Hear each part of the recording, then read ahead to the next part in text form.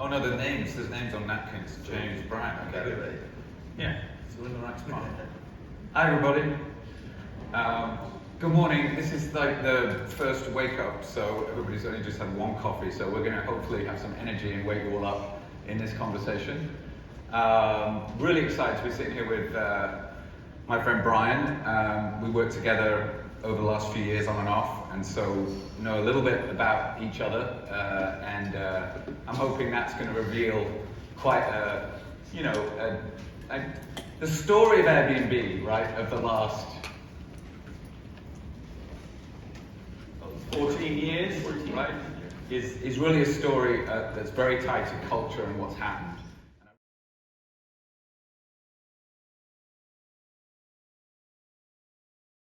I'll do a quick chapter because I think a lot of people heard the founding story. But so we're here in New York City. I was actually born 2.5 hours north of here in upstate New York, a small town called Niskayuna, which I've never heard of, the suburbs of Schenectady. If you haven't heard of either of those places, we're near Albany, so usually I just say from Albany. And my parents are social workers. By the way, I never dreamed of being an entrepreneur growing up. I remember the only entrepreneur I think I knew was Bob from Bob's Pizza.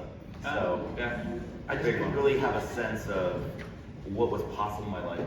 And then I went to the Rhode Island School of Design. I wanted to be an artist and a designer. I didn't know what I was going to do. And I remember a design, there was this huge push at RISD, how do you get design in the boardroom? And a thought had occurred to me, although I didn't know it was totally plausible, which was, well, what if design kind of ran the boardroom? But of course, there really weren't a lot of role models. Designers worked for people who ran companies. Designers didn't run companies. So I didn't quite know what I was going to do. I'm living in Los Angeles. It's October 2007. And I have a friend who's living in San Francisco, who I went to RISD with. His name's Joe. And Joe, and I remember at this point, I was 25 years old, and I was an industrial designer, making 40-something or $50,000 a year. And my life was like I was in a car and the road in front of me looked exactly like the road behind me. It was a disappearing horizon. I thought to myself, I could see the rest of my life. And I thought, that's not the rest of my life. I want to be an entrepreneur. Right around that time, my friend from RISD, Joe, calls me and said, Brian, come to San Francisco. Let's start a company. But we don't know what we're going to do. And now remember, at this time, this was 2007. So Facebook was rising, and everyone wanted to start a social networking company. And it was uncool if you made money. In fact, it was considered a negative signal to investors if you had revenue. And this is true, by the way. There was a time when this was true. And all of a sudden, Joe says, Brian, come to San Francisco. And I said, okay. So I have this life moment where I'm living with a bunch of guys who moved across the country with me. And I tell them, I said, guys, I'm leaving LA. I'm packing everything in the backseat of the Honda Civic, and I'm going to drive to San Francisco. And I get to San Francisco, some random, I think it was a Tuesday night, October 2007, where Joe tells me the rent is $1,150. I can't pay rent. It turns out that weekend, though, there was an international design conference coming to San Francisco. All the hotels in San Francisco were sold out, and we had an idea. We said, well, what if we just turned our house into a bed and breakfast for a design conference? But I didn't have any beds. Luckily, Joe had 3 air beds. We pulled the air beds out of the closet and we called it airbedandbreakfast.com. And the rest is kind of history. And so that was kind of exactly. People were actually doing this, being strangers, staying with other strangers, and we said yes. And the second question is, what's wrong with them? This was our interview. It's a 10-minute interview, and the interview kind of went downhill from there. So we could tell we were about to get rejected from Y Combinator, and Joe, on the way out, takes a box of those Obama balls, and he hands me to Paul Graham. Paul Graham's like, what the hell is this? A quadruple breakfast, thank you. And Joe said, this is how we funded the company. And he realized, if you can figure out how to get people to pay $40 for a $4 box of cereal, maybe, just maybe, you will figure out how to get strangers to sleep in other people's homes. So we go to Mountain View, Y Combinator. Paul Graham goes, first day of Y Combinator, where are your users? We said, we don't really have many, but the few we have are in New York. And he said, okay, your users are in New York, and you're here in Mountain View. What are you still doing here? And we go, what do you mean? He goes, go to your users.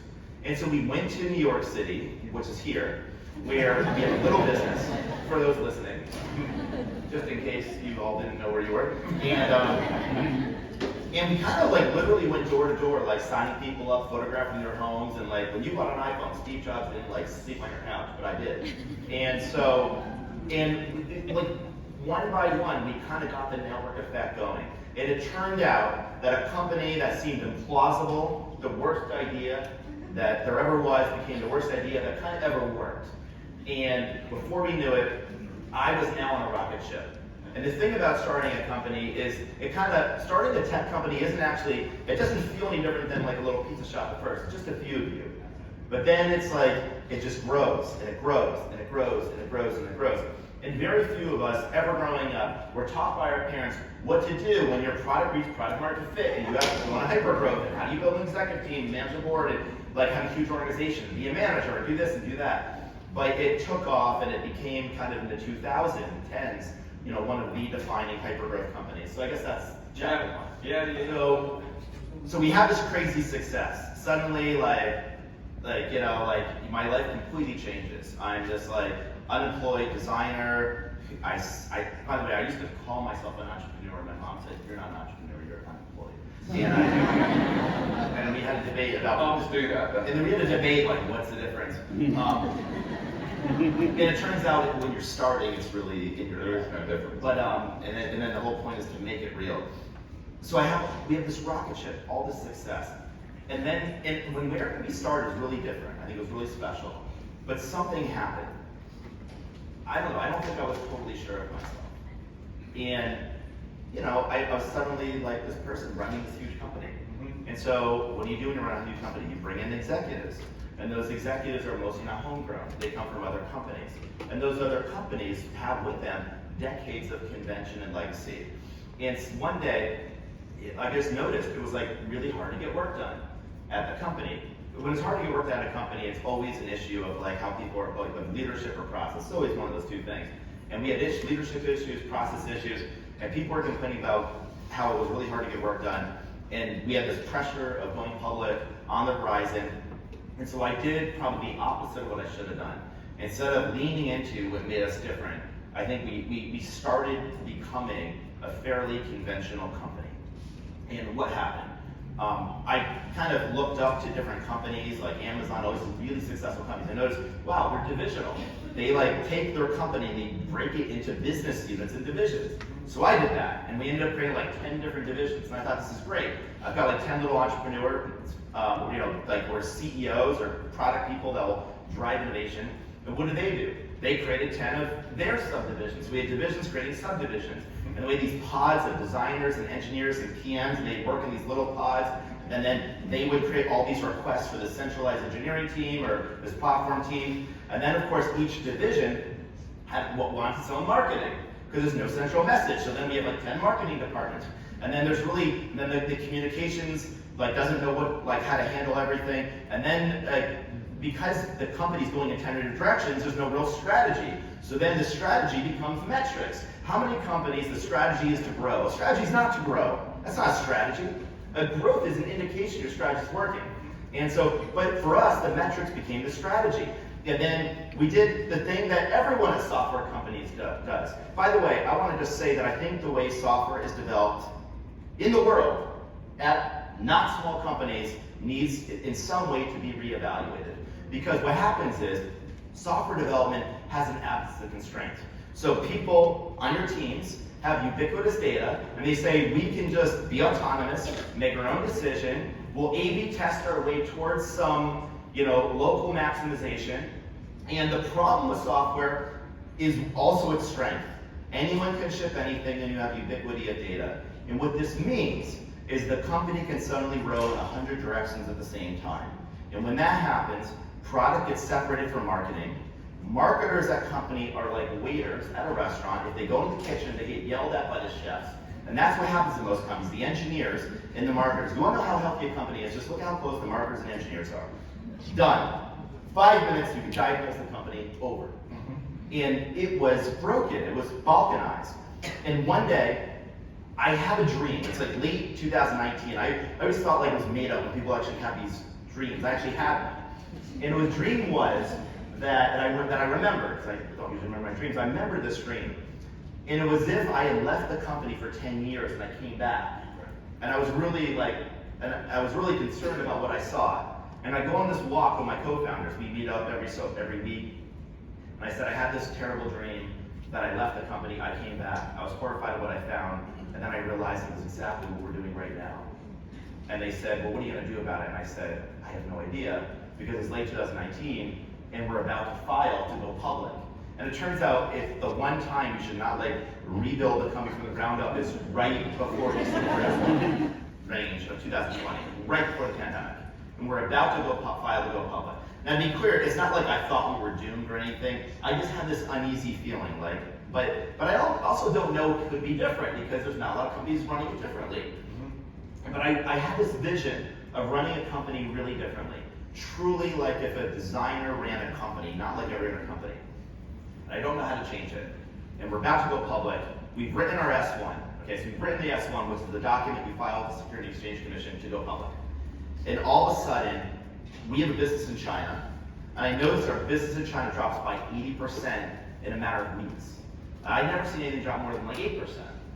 And I remember innocently saying in a meeting, wow, this thing spread beyond China would be really bad. Well, within 8 weeks, our business dropped by 80%. A company our size to drop by 80% in 8 weeks is like you're in an 18-wheeler and you slam on the brakes. Nothing good happens. And not only that, it seemed like a desperate situation. Reporters and other people were writing articles. Is this the end of Airbnb?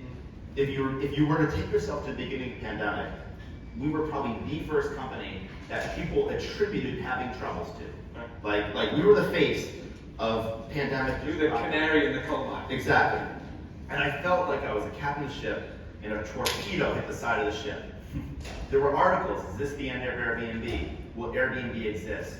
And I have a board meeting. And in the board meeting, actually the speaker after, right on the stage, is a person named Ken Chenault. He was the CEO of American Express during 9/11 in 2008. And he calls me and he says, you know, this is your defining moment as a CEO. And I thought, oh my God. Because if you think you're screwed, everyone else will think they're screwed. But if you are hopeful and optimistic, and not blind optimism that people can't trust, but rooted in some reality, then people are going to have resilience and creativity to keep going. And that became this moment, this rallying cry. And it was as if 1,000 of us got in the foxhole. The first thing we had to do was cut expenses. We had to do the thing I would never want to do in my career, which is to do a layoff. We tried to do it with the utmost of compassion. Like, for example, we created an alumni directory. So anyone that got laid off, we published their name optionally if they wanted in a directory for other recruiters to reach out to. I was even calling other CEOs to say, hey, can you hire these people? And people ask me, what the hell are you doing? You better save your own company. Why are you worrying about them? And I said, I just feel like if we do the right thing, people will be rooting for us and they'll rally, and the company can't go under if the world doesn't want it to go away. We put this print on the world. Like, what did it do? You know, how is the world different because Airbnb exists?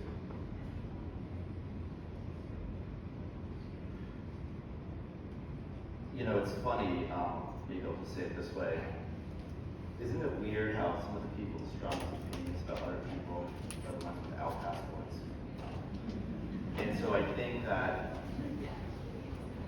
what we really want to do is remind people, and this was something that, like, what did people get wrong when they didn't see Airbnb take off next week? I think they underestimated humanity. Because what I've learned, having traveled 100 cities all over the world, what I've learned with Airbnb now being used 1 billion times, with a population nearly the size of Los Angeles, staying together, singing out together every night in nearly every country in the world, is that despite what we read on the front page of the news, people are, by and large, for the most part, fundamentally good. And despite what we read, people are, in fact, 99.9% the same. And we spend a lot of time in the world talking about the 0.1% that's different. And we're divided, we're alone. It seems like the more time we spend on screens, the more alone we feel.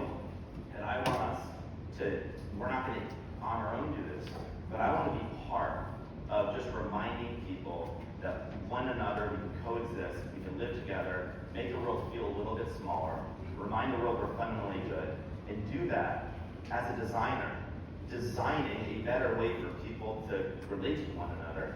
And if along the way, people look at our story and they say, you know, there's a different way to run a company, a way that's maybe a little more humanistic, a way where creativity and design can be at the center of decision making. And some young entrepreneurs come and they suddenly could put out something really wonderful that even eclipses what we could do. Well, that would be an unbelievable contribution to the world. Fantastic.